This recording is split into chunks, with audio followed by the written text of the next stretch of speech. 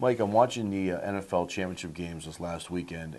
These guys are trying to get to the Super Bowl, and I thought either one of these teams could have won this game, and it wasn't like it was great played games. Yes, they went down to the end, they were entertaining, but it was more the miscues that got teams advanced into the Super Bowl than it was great play on the field. It was, and it was strange. I thought both games were. I thought there was a lot of sort of playing not to lose going on. I thought both games had an odd feel to them.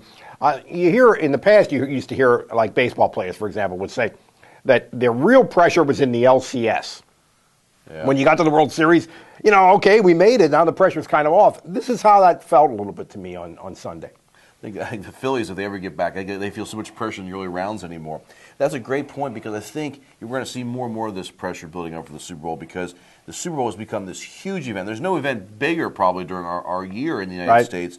It's the commercials. It's the halftime show. Who's going to be entertaining us?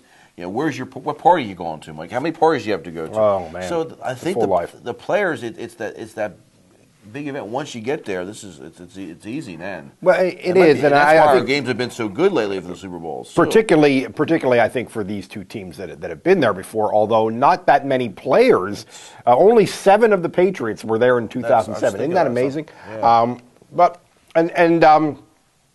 The other thing that it is, I think more often than people want to acknowledge, and it certainly happened on Sunday, more often than people want to acknowledge, winning and losing is decided by what somebody doesn't do or what somebody fails to do than it is by what somebody does. And I thought that was clearly the case in both of these games. The 49ers wanted to make this a game where we're going to ground game, we're going to play defense, we're going to make fewer mistakes. They committed 10 turnovers all year. Yeah. And then they committed 2 crucial turnovers in special teams, which were enough to decide it. Poor guy Williams is getting death threats now. But, that was we'll talk that game first here. Eli Manning has impressed me all year for the Giants, and he impressed me with his play of how he moved the team down the field, and they have enough of a running game. And the defense, which wasn't that great during the regular season, is really coming on. It could be a real intangible in this Super Bowl, too, because of how the front group's playing and secondary is playing well. It seems like pressuring Tom Brady is such a key to beating Patriots, and they certainly are well suited to do that. And they did it in 2007. You remember, and made that a defensive game. Brady was not under a tremendous amount of pass rush pressure on Sunday, and still didn't play well. I was really surprised at that. Missed a lot of open receivers.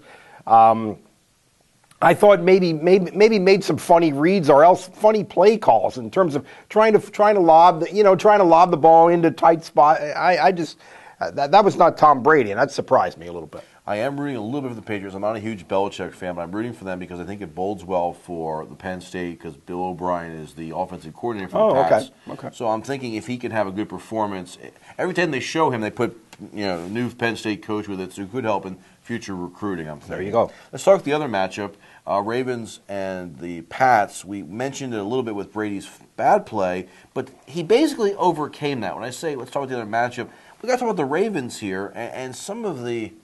I got to talk to Lee Evans play. There was a time in this game where I thought Baltimore was going to the Super Bowl. Then I thought 2 plays later we're at least going to see overtime. And then the other thing was pack your bags, you're out of here. You're done. See ya. The Lee Evans play. Honestly, it looked like a touchdown.